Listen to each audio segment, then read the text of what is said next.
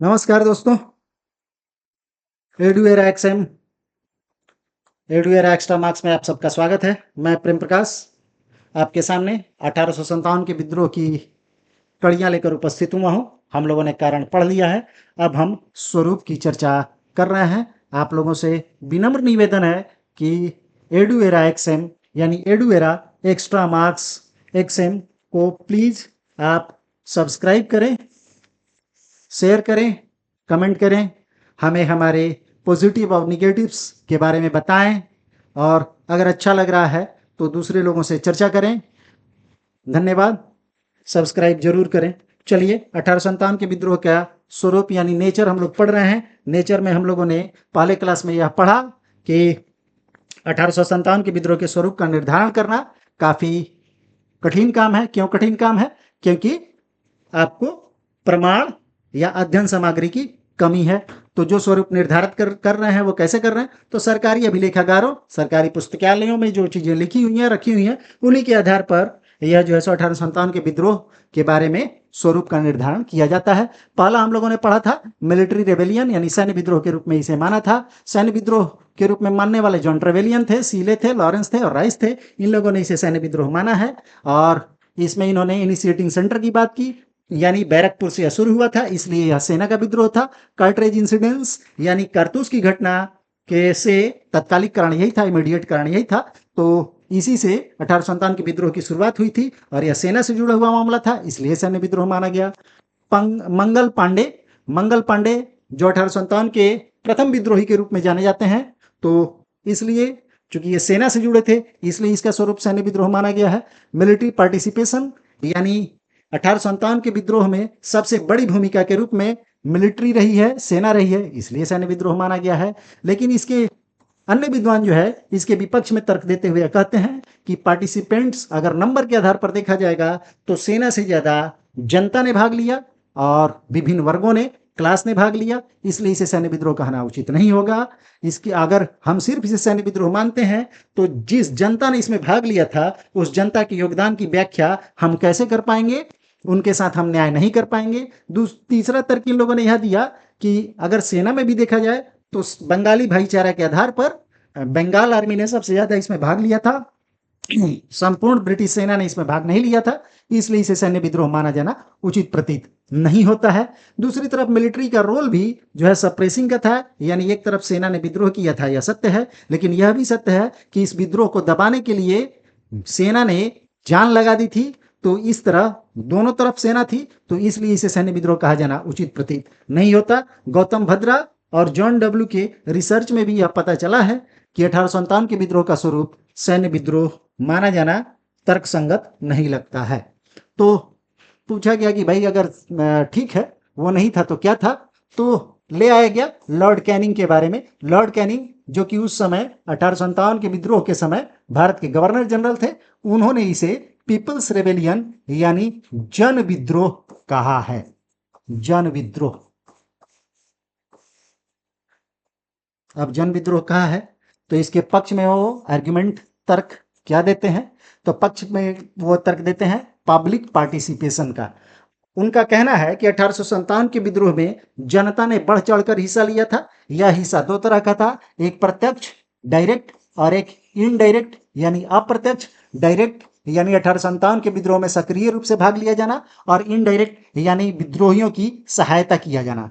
तो यहाँ जनता जो है सो भाग ले रही है और यहाँ जनता सहायता कर रही है। दोनों ही तरह से जनता ने भूमिका अपनी निभाई। इसलिए लॉर्ड कैनिंग 1857 के विद्रोह के स्वरूप का निर्धारण करते हुए इसे एक जन विद्रोह मानते हैं। इसके अलावा चूंकि 1857 के विद्रोह के समय governor general of that time, उस समय यह गवर्नर जनरल थे, इसलिए अन्य विद्वान इनकी बात को काफी महत्व प्रदान करते हैं। जैसा कि मैंने 1857 के विद्रोह की कड़ी जब शुरू की थी और खास करके ये जब नेचर मैंने शुरू किया था, तो नेचर वाले भाग में मैंने आप लोगों को यह बताया था कि मंशा, सैन्य विद्रोह कहने के पीछे मंशा क्या थी। सैन्य विद्रोह कहने के पीछे मंशा ये थी, ये जन विद्रोह वाला हम पढ़ रहे हैं, लेकिन सैन्य विद्रोह जब कहा गया था तो उस समय इंटेंशन क्या था सैन्य विद्रोह कहने का?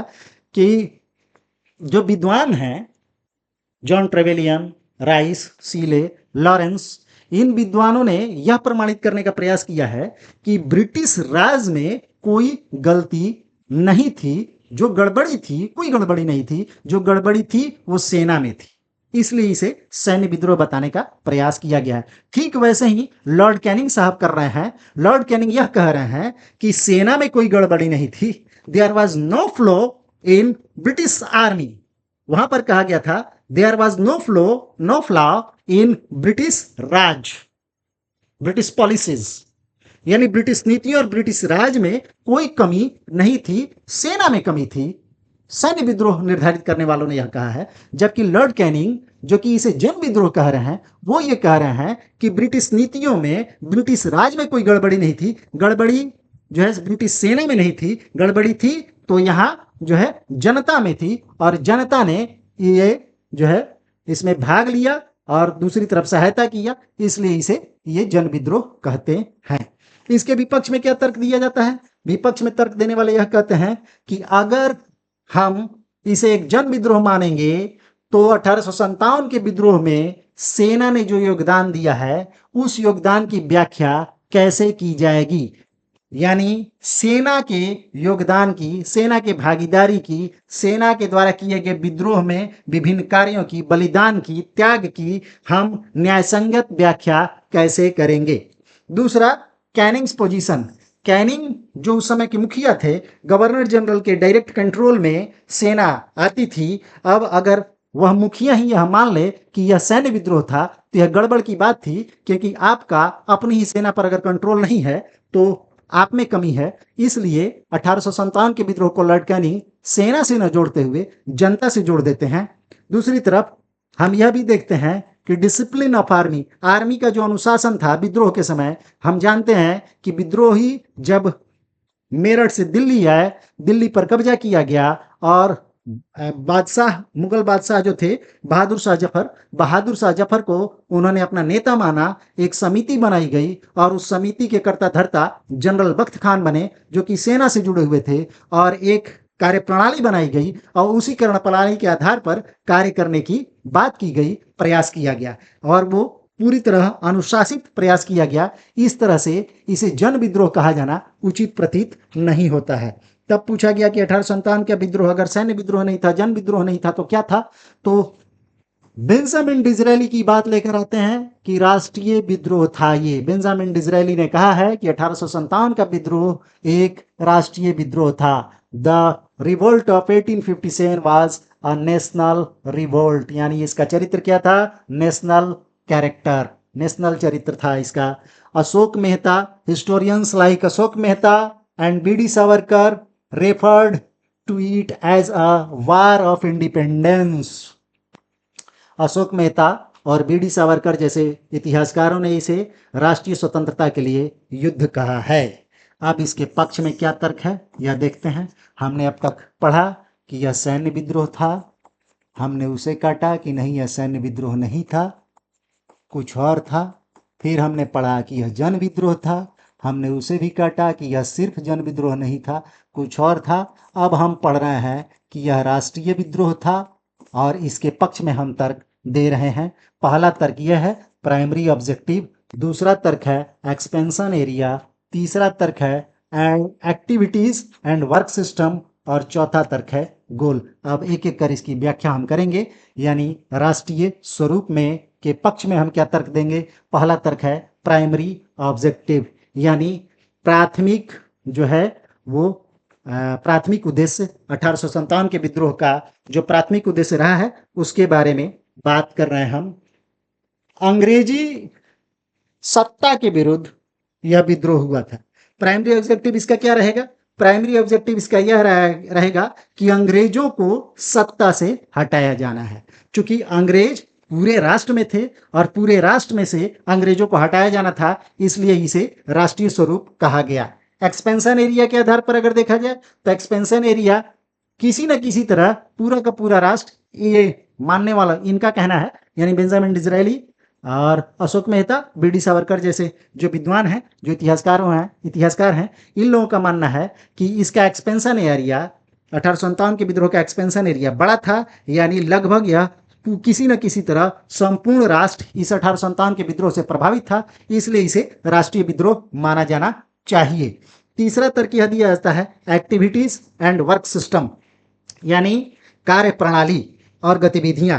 कार्य प्रणाली और गतिविधियों की जो बात की जाए तो एक क्षेत्र के नेता दूसरे क्षेत्र के नेताओं से 1857 के विद्रोह में प्रभावित हो रहे हैं। यानी एक क्षेत्र का नेता अगर कोई कार्यक्रम बना रहा है तो दूसरे क्षेत्र का नेता उस कार्यक्रम को फॉलो करने का प्रयास करता है। इसके अलावा एक क्षेत्र के लोग अगर कुछ अपील करते हैं तो दूसरे क्षेत्र के लोग उस अपील के अनुसार कार्य कर रहे हैं। यानी एक क्षेत्र दूसरे क्षेत्र से जुड़ा हुआ है, यानी एक तरह से एक राष्ट्र के निर्माण की बात चल रही है, इसलिए इसे राष्ट्रीय स्वरूप के रूप में देखा जाना चाहिए। और चौथा पॉइंट है गोल, यानी लक्ष्य। लक्ष्य क्या था? लक्ष्य ये था कि हमें 1857 के विद्रोहियों की बात हो रही है, 1857 के विद्रोहियों का लक्ष्य ये था कि हमें पूरे के पूरे राष्ट्र से अंग्रेजों को बाहर कर देना है। यानी यह जो गोल था यह व्यापक दृष्टिकोण लिए हुए था, तो इसका स्वरूप राष्ट्रीय स्वरूप माना गया है। अब इसके विपक्ष में क्या तर्क है? विपक्ष के तर्क को हम देख लेते हैं कि क्या वास्तव में इसे राष्ट्रीय स्वरूप माना जाना चाहिए। तो हम कहेंगे कि नहीं, इसे राष्ट्रीय स्वरूप नहीं माना जा सकता। Limited perspective, basis of unity, absence of long term thinking, narrowness of purpose, regional boundaries and class boundaries, ये कुछ पॉइंट हैं जिनके आधार पर 1857 के विद्रोह के स्वरूप का निर्धारण करते हुए हम 1857 के स्वरूप को नेशनल कैरेक्टर यानी राष्ट्रीय स्वरूप के रूप में नहीं देख पाते हैं।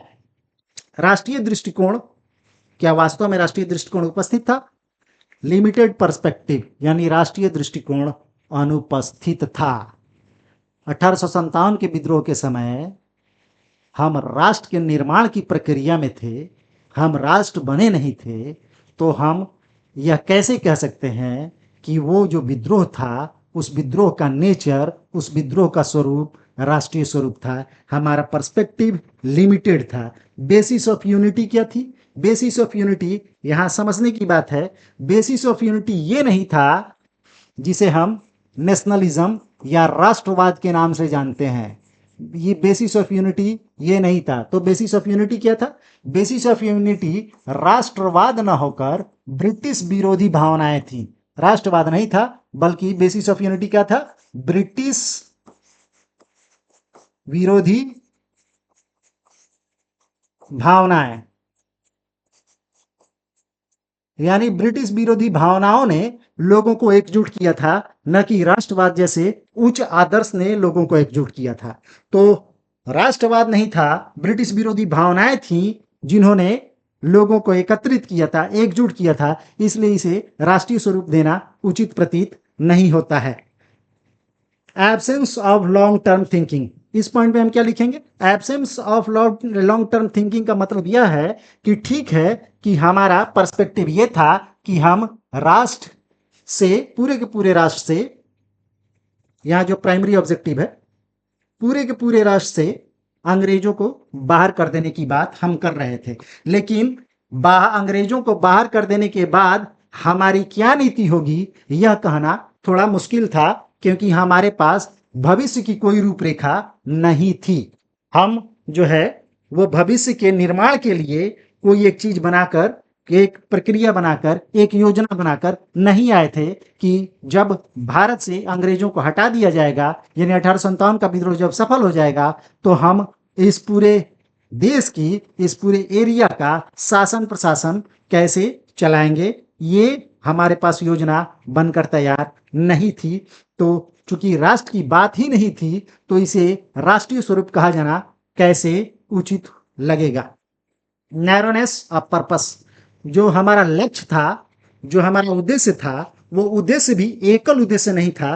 प्रत्येक जो नेता था उस नेता का एक अपना एजेंडा, एक अपना उद्देश्य रहा है। हालांकि यह सत्य है कि 1857 के विद्रोह के में जिन नेताओं ने भाग लिया, एक बार जब उन लोगों ने भाग लिया तो पार्टिसिपेंट बनने के बाद वो कभी पीछे मुड़कर नहीं गए। उन्होंने अपना जान दे दिया, बलिदान किया, त्याग किया, वो सब काम किए जो एक बड़ा नेता करता है। देशभक्ति से जो उपजा होता है वो उस तरह की सारी गतिविधियां उन लोगों ने की, लेकिन उनका एकल उद्देश्य उस समय नहीं था जिस समय वो 1857 के विद्रोह में शामिल हो रहे थे या होने वाले थे, यानी नैरोनेस ऑफ पर्पस, यानी एकल उद्देश्य नहीं था, यानी सबके अपने अपने उद्देश्य रहे हैं। उन उद्देश्यों के आधार पर ही वो 1857 के विद्रोह में शामिल हुए।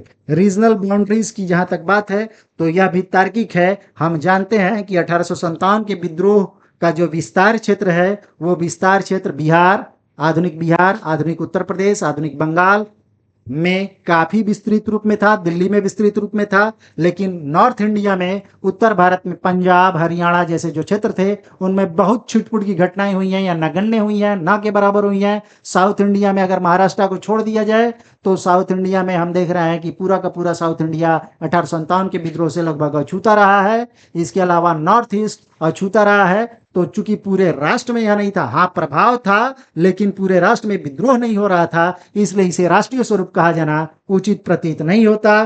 क्लास बाउंड्रीज भी थी, यानी मध्यम वर्ग जो था वो तटस्थ था। बुद्धिजीवी वर्ग 1857 के विद्रोह में तटस्थ रहा है। जिन जमींदारों ने इसमें भाग लिया उन जमींदारों को भी हम दो भाग में कर सकते हैं। बड़े जमींदार 1857 के विद्रोह से न सिर्फ अलग रहे, बल्कि उन लोगों ने 1857 के विद्रोह को दबाने में महत्वपूर्ण भूमिका निभाई है, जबकि छोटे जमींदार जो कि या सीमांत जमींदार जो कि इनसे जुड़े रहे, 1857 के विद्रोह में भाग लिए, इन जमींदारों ने भाग तो लिया, लेकिन इनका उद्देश्य क्या था? इनका उद्देश्य अपनी जमींदारी छीने जाने से उपजा हुआ क्रोध था, उपजा हुआ अवसाद था, यानी यहाँ ब्रिटिश विरोधी भावनाएं काम कर रही थी, न कि राष्ट्रवाद काम कर रहा था। इसलिए 1857 के विद्रोह को राष्ट्रीय स्वरूप माना जाना उचित प्रतीत नहीं होता है। अब अगला आता है, एक विद्वान है आरसी मजूमदार, हिस्टोरियन। उन्होंने यह कहा है, neither first nor national nor freedom struggle. इनका यह मानना है कि 1857 का विद्रोह न तो प्रथम, न राष्ट्रीय और न ही स्वतंत्रता संघर्ष था। यह तार्किक लगता है। कैसे तार्किक लगता है यह हम देखेंगे, इसके प्रोज और कॉन्स भी देखेंगे हम। पहला क्या है? Military involvement. 1857 के विद्रोह, देखिए यहाँ तीन चीजें हैं, यहाँ तीन चीजें हम देखेंगे। नीदर फर्स्ट कैसे नहीं था, हम यही पढ़ लेते हैं। 1857 से पहले भी काफी विद्रोह हुए हैं, जनजाति विद्रोह, आदिवासी विद्रोह हो या फिर अन्य कई तरह के विद्रोह हैं। तो 1857 का विद्रोह वास्तव में अंग्रेजों के खिलाफ पहला विद्रोह तो नहीं था, यह सत्य है। नॉर नेशनल और nor freedom struggle, nor national nor freedom struggle, बात इसी पर है। तो ये कह रहे हैं कि मिलिट्री इन्वॉल्वमेंट, यानी सेना का इन्वॉल्वमेंट इसमें काफी था।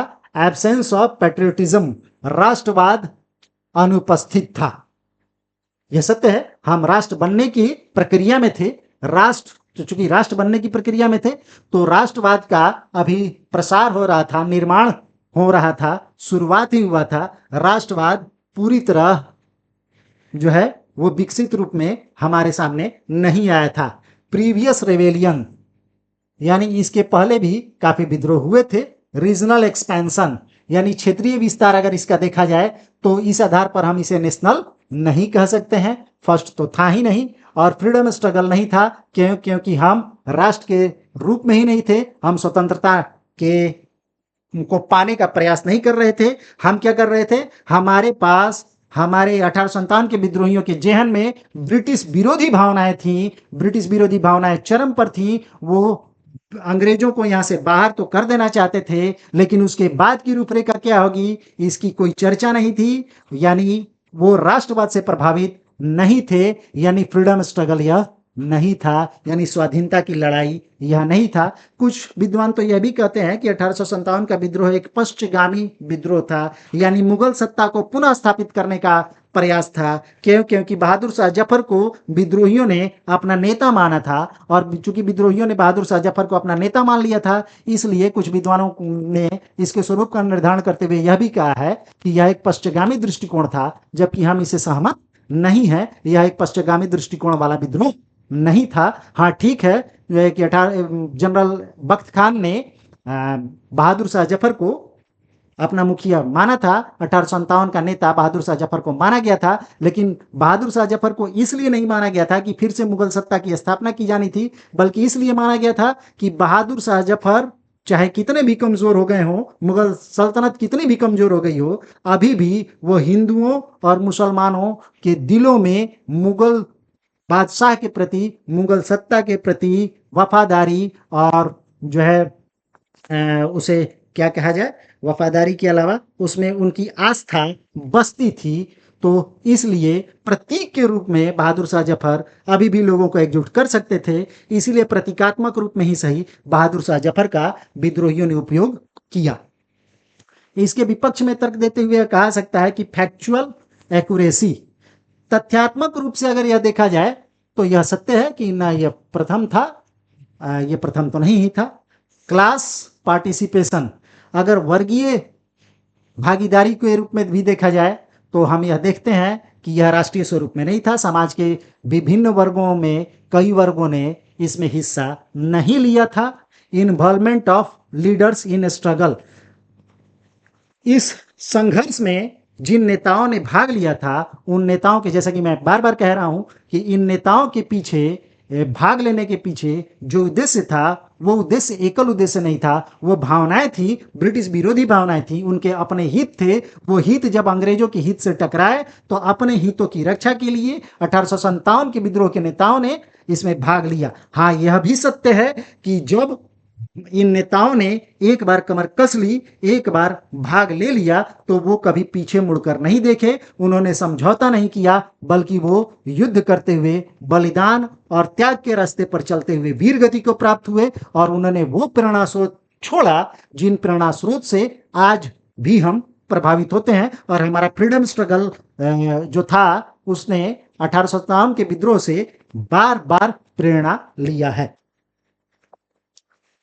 अदर फॉर्म्स, अन्य स्वरूप की बात की जाए, अन्य स्वरूप की बात में जेम्स आउट्रम है, विलियम टेलर, रीज, T R. Holmes connected this to ethnicity and religion. इन विद्वानों ने इसे संस्कृति और धर्म से जोड़ा है। संस्कृति और धर्म से जोड़ते हुए इसे कहा है, जैसे कई चीजें कही गई हैं कि सभ्यता और बर्बरता के बीच संघर्ष था, ईसाइयों के विरुद्ध हिंदुओं और मुसलमानों का धर्म युद्ध था, इसे हिंदू और मुसलमानों का एक षड्यंत्र था, इस तरह की बातें की गई हैं। ये जो स्वरूप हैं, इन स्वरूपों में it was a racist approach, ये नस्लवाद की बदबू आती है, यह नस्लवादी दृष्टिकोण रहा है। The struggle between black and white races, कहा गया है कि काले और गोरों के बीच संघर्ष, हिंदू और मुसलमानों का षड्यंत्र, धर्म युद्ध against Christianity, the struggle between civilisation यानी सभ्यता एंड बारबेरियज्म यानी बर्बरता के बीच संघर्ष, आदि आदि।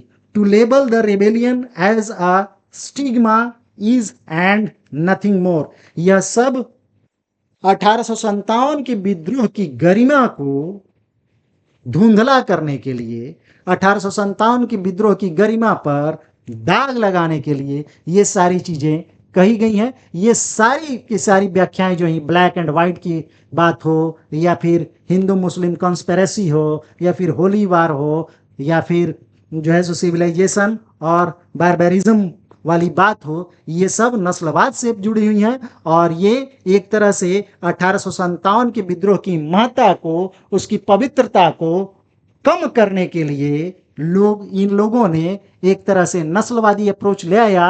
और इस नस्लवादी अप्रोच से यह चाहते थे कि 1857 का विद्रोह एक बदनाम विद्रोह के रूप में हमारे सामने आ जाए, ताकि हम उससे कभी प्रेरणा न ले सकें। तो क्या कहा जाए फिर? Calling it a conflict between civilizations should be seen as an affirmation of the white man's burden theory. अगर हम इसे सभ्यताओं के बीच युद्ध कहते हैं तो यह सीधे सीधे श्वेत व्यक्तियों के बोझ का जो सिद्धांत था उस सिद्धांत से जुड़ जाता है। If it is a link to religion, अगर हम इसे धर्म से जोड़ते हैं, based on the cartridge incident, that would also be wrong because the cartridge incident only reflects a temporary context while the cause of the rebellion has been various long standing as aspects and issues। बात यह है कि 1857 के विद्रोह की व्याख्या जब नस्लवादी तौर पर की जाएगी तो उसके पीछे जो काम करने वाली थ्योरी है वो श्वेत व्यक्तियों के बोझ का सिद्धांत ही है और कुछ नहीं है। अगर हम इसे धर्म से जोड़ते हैं और धर्म से जोड़ते हुए इसका तर्क अगर यह दिया जाए कि कार्टरेज यानी कारतूस वाली घटना के चलते जो है यह विद्रोह हुआ था और यह इस विद्रोह का स्वरूप एक धार्मिक स्वरूप था, तो यह कहना गलत होगा, क्योंकि जो कारतूस वाली घटना है वो सिर्फ एक तात्कालिक रूप में देखी जानी चाहिए, जबकि इस विद्रोह की चिंगारी कई वर्षों से इकट्ठी हो रही थी और उस इकट्ठी हुई बारूद में कार्ट्रिज की भूमिका सिर्फ इतनी थी कि उसमें उसने आग लगा दी। तो ये इस तरह से ये जो व्याख्या किया जा रहा है यह व्याख्या एक नस्लवादी व्याख्या है। मेरा तर्क यह है कि 1857 के विद्रोह को जिन विद्वानों ने धर्म से जोड़ा है, जो विद्वान यह कहते हैं कि कार्टरेज के चलते ही यह युद्ध हुआ, यह विद्रोह हुआ और 1857 के विद्रोह का स्वरूप धार्मिक स्वरूप से वो जोड़ते हैं, उनसे मेरा प्रश्न यह है कि मंगल पांडे, जो कि हम जानते हैं नाम से भी यह प्रमाणित होता है कि यह मंगल पांडे जो हैं ये ब्राह्मण थे, और अगर ये सिर्फ धर्म से चल रहे थे, धर्म से प्रभावित हो रहे थे, तो कारतूस वाली घटना से ही अगर ये प्रभावित हो रहे थे तो मंगल पांडे जिन्होंने बैरकपुर में गोली चलाई होगी वो गोली दांत से खींचकर ही चलाई होगी। इनफील्ड राइफल से इन्होंने चलाई थी गोली। इनफील्ड राइफल, ब्राउन बैस की जगह इनफील्ड राइफल ले आया गया था, उसी इनफील्ड राइफल से इन्होंने गोली चलाई थी। इनके पास भी यह र्यूमर जरूर पहुंचा होगा, अफवाह जरूर पहुंचा होगा कि कार्ट्रेज जो है, जो कारतूस है, जो इनफील्ड राइफल में भरा जाने वाला जो कारतूस है, उस कारतूस में गाय और सुअर की चर्बी है। और इन्होंने 2 हत्याएं की, एक अंग्रेज को गोली मारी और दूसरे को चाकू से मारा। जिस अंग्रेज को इन्होंने गोली मारी, उस अंग्रेज को गोली मारने से पहले इनफील्ड राइफल में इन्होंने गोली भरी होगी और गोली भरने से पहले इन्होंने जरूर उसे दांतों से खींचा होगा। एक ब्राह्मण जो कि हिंदू ब्राह्मण है, जो कि गाय और सुअर की चर्बी का अफवाह सुन रहा है, अगर यह सिर्फ धर्म से जुड़ा होता, राष्ट्र की भावना, देशभक्ति की भावना अगर वहां नहीं होती, तो मंगल पांडे कभी भी गाय और सुअर की चर्बी से बने हुए कारतूस को अपने दांतों से नहीं लगाते। तो तात्पर्य यह है कि सिर्फ यह घटना हमें बताती है कि यह जितना यह कहा गया सिविलाइजेशन और barbarism, conflict between civilisation and barbarism, Hindu Muslim conspiracy, white man burden theory के आधार पर कहा गया है, और ये सारी की सारी चीजें सिर्फ नस्लवाद फैलाती हैं। 1857 के विद्रोह की गरिमा को कम करने का प्रयास किया गया है और कुछ नहीं है, यह सिर्फ और सिर्फ 1857 पर दाग लगाने की बात है। तो हम निष्कर्ष क्या लिखेंगे, कंक्लूजन क्या लिखेंगे? निष्कर्ष, the limitation of the concept of freedom, sacrifice of leaders, unity against power, regional vastness, class unity, etc. proves that it may not be an expression of modern nationalism, it was an expression of early nationalism। यह सत्य है कि स्वतंत्रता का युद्ध से हम पूरी तरह नहीं मान सकते हैं, ठीक है, लेकिन उसका सीमित स्वरूप तो था ही। इसके अलावा लीडर्स, तमाम जो लीडर है, रानी लक्ष्मीबाई, तात्या टोपे, नाना साहब, जनरल बख्त खान, तमाम जो भी आप नाम 1857 के विद्रोहियों का जानते हैं, उनका बलिदान, उनका त्याग, यूनिटी अगेंस्ट पावर, सत्ता के विरुद्ध एकता, रीजनल वास्टनेस यानी क्षेत्रीय सहभागिता, क्लास यूनिटी यानी वर्गीय एकता, ये सब यह प्रमाणित करते हैं कि यह ठीक है कि आधुनिक रूप से यह राष्ट्रवाद नहीं था, लेकिन यह राष्ट्रवाद का उभरता हुआ या जन्म लेता हुआ साइन यानी लक्षण जरूर था। यही हम लिखेंगे। इसके अलावा हम एक लाइन और जोड़ सकते हैं, इट कैन बी रिगार्डेड। अब यह पूछा जाएगा कि 1857 के विद्रोह की व्याख्या हम कैसे करेंगे, आखिर इसे हम कंक्लूजन में क्या मानेंगे, सैन्य मानेंगे, जन विद्रोह मानेंगे, राष्ट्रीय मानेंगे, क्या मानेंगे। तो हम यह लिख सकते हैं, it can be regarded as a broad scale initial national and limited struggle for freedom for independence, which was the best example of the participation of the army and the people of making India। यानी हम यह लिख सकते हैं कि 1857 के विद्रोह को हम व्यापक तौर पे ही शुरुआती रूप में राष्ट्रीय और सीमित संघर्ष के रूप में, सीमित स्वतंत्रता के रूप में हम इसे देख सकते हैं, और हम इसे एक सबसे बेहतरीन उदाहरण के रूप में प्रस्तुत करते हैं कि या प्रस्तुत कर सकते हैं, मान सकते हैं कि यह सेना और जनता का एक जबरदस्त सहयोगात्मक विद्रोह था, जो कि बन रहे भारत में उपजा था, और बन रहे भारत जो कि राष्ट्रवाद के रूप में आगे चलकर विकसित हुआ, उस विचार का यह शुरुआत माना जाना चाहिए। धन्यवाद। आज की क्लास यहीं समाप्त होती है। हम लोगों ने 1857 के विद्रोह का नेचर पढ़ लिया। आप इसमें जो टर्म्स का उपयोग किया गया है, उन टर्म्स का उपयोग कीजिएगा। और फिर से आप लोगों से अनुरोध है, कृपया हमें सब्सक्राइब करें, लाइक करें, शेयर करें। एडुएक्शन आपके लिए ऐसे ही टॉपिक्स को लेकर आता रहेगा, और हमारी कमियां अगर आप बताएंगे तो निश्चित तौर पे हम उन कमियों को दूर करके आपके सामने नए विचारों और नए पहलुओं को लेकर उपस्थित होंगे। धन्यवाद।